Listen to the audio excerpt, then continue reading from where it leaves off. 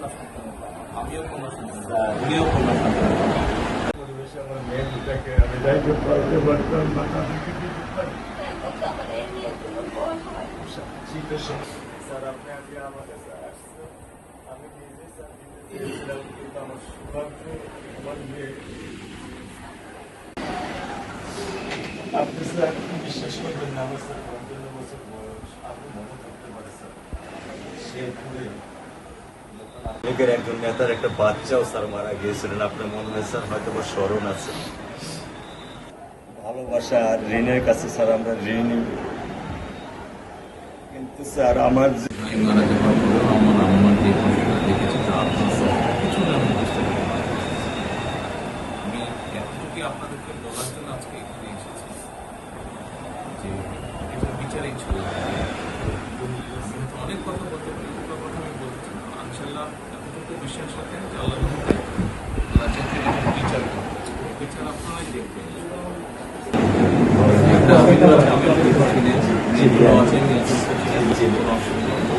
আর এখানে যায়নি, আসামিকে ধরা হয়েছে, ব্যবস্থা করা হয়েছে, এরপরে বিচার ইনশাল্লাহ আইন উনিও কন্যা সন্তান, আমিও কন্যা সন্তান, উনিও কন্যা সন্তান। কাজে আমরা জানি কন্যা সন্তানের কষ্টটা আমরা একটা ছবি ছিল একটা স্যার কিছু বলে তোলেন না, আমি শুধু আমি মেয়ের বাবা, আপনিও স্যার একদম মেয়ের বাবা। শুধু একটা আমি দৃশ্য আপনাকে স্যার দেখো, আর কিছু দেখাবো না স্যার, আমি দেখবো না স্যার, স্যার আমি দেখবো না স্যার, এটা নিয়ে আমি সারা জীবন স্যার আমি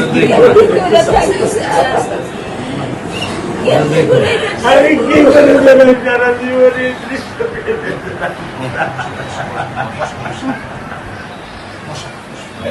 আমার এই দৃশ্য আমি কি দিয়ে পূরণ করবো? আমার মেয়ে শুক্রবারে আমার সাথে মসজিদে নামাজ পড়ে, আমি 3 ওয়াক্ত নামাজ বাসায় পড়ি স্যার, কারণ ও আমার সাথে নামাজ পড়তে পছন্দ করে। 2 ওয়াক্ত নামাজ আমি ওকে নিয়ে স্যার আমার বাসায় পড়ি স্যার। আল্লাহ আমি জানি না আল্লাহ তাআলা আমার কোন পরীক্ষা ফেলেছে, এই দুঃখ এই কষ্ট মৃত্যু ছাড়া আমার আর কোনো শেষ নেই স্যার, আর কোনো শেষ নেই। এই মেয়ে আপনার দায়িত্ব মাননীয় প্রধানমন্ত্রী নেবে। আপনাদেরকে শক্ত হতে হবে, তাই না? আপনার তো বড় মেয়েটা রয়ে গেছে, এখন তো ওর জন্য আপনাদেরকে শক্ত থাকতে হবে স্যার। সত্য কথা, আমি যখন ওকে ভ্যানে পাঠাই আমি খুব বল পাই। আমি কালকেও বলে দিছি যে আমি আর ভ্যানে দিব না, তুমি প্রতিদিন ওকে রিস্কায় নিয়ে যাবা, রিস্কায় করে নিয়ে আসবা।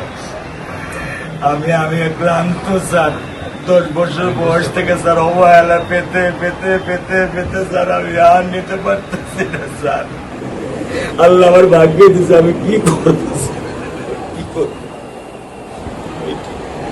ঘরের ব্যবস্থা মানে বলেছেন মেয়ে লেখাপড়া হবে, ধৈর্য ধরো, ইনশাল্লাহ বিচার হবে খুব সংক্ষিপ্ত সময়।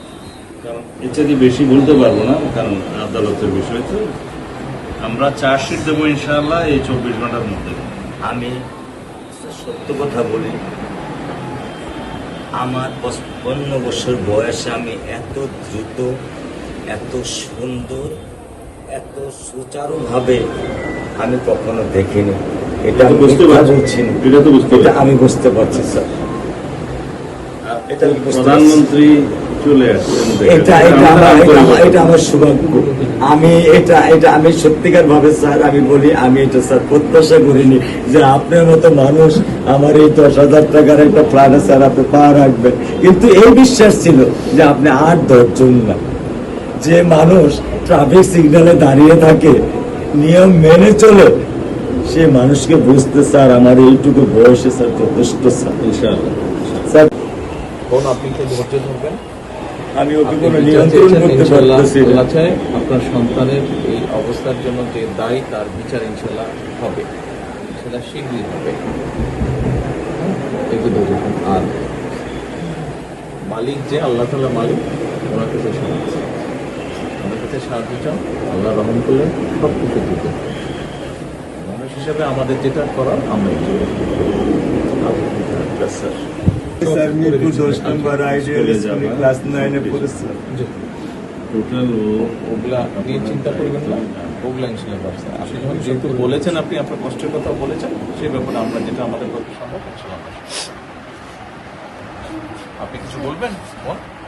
না, আমার স্বামী যেটাই বলছে এটাই আমার চাওয়া। স্যার আপনি আমাদের একটু মেহরবানি করে আমাদের খেয়াল রাখবেন, মেহরবানি করে যেন। আমরা প্রথমে সবচেয়ে আগে যেটা এই মুহূর্তে আমরা করতে চাই সেটা হচ্ছে যে এই অন্যায়ের সাথে যে জড়িত তার বিচার আমরা আগে করতে চাই, জি স্যার, তার বিচারের ব্যবস্থা আমরা আগে করতে চাই। জি স্যার, এইটা আমরা আগে প্রথমে করতে চাই। জি স্যার। আপনাদেরকে শক্ত থাকতে হবে, ধৈর্য ধরতে হবে, ওর দিকে তাকে শক্ত থাকতে হবে।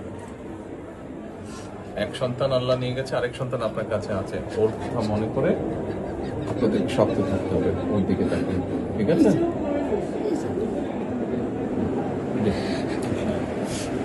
চলে আসবে, হ্যাঁ ভাই, চলে আসবে, আজকে চলবো।